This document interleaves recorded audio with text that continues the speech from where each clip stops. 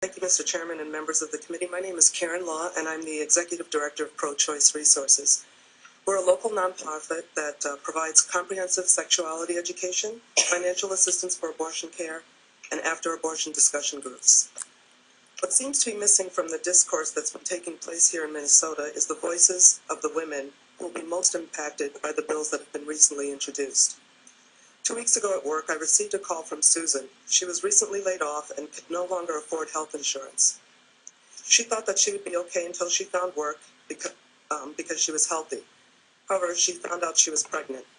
Susan and her husband knew they needed to focus on the well-being of their 2-year-old daughter, and so they decided not to continue the pregnancy. During our conversation, I told her that she might qualify for Medicaid. Thankfully, she ended up qualifying, and she was able to receive the care that she sought.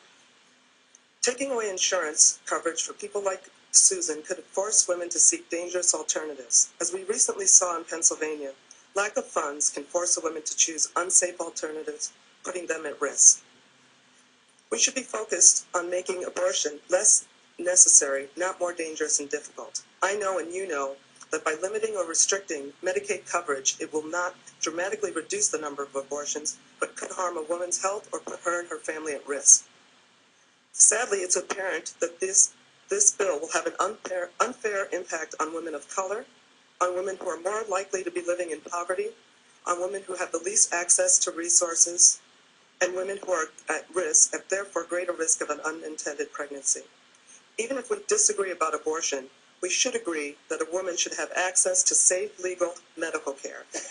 Again, let us provide health care access for all, not just for a select few. We must protect a woman's health and safety while preserving the right to personal decision-making. In Minnesota, we have a strong history of supporting a pregnant woman in making personal, private decisions, even if those are decisions you might not agree with. The bills introduced are simply based in classist, sexist, and racist ideologies and are an attack on poor women. This is about reproductive justice, and I speak on behalf of the women who traditionally have not had a voice in this forum. And I hope that our state will be wiser than to spend our limited resources to take away a right that has been previously guaranteed under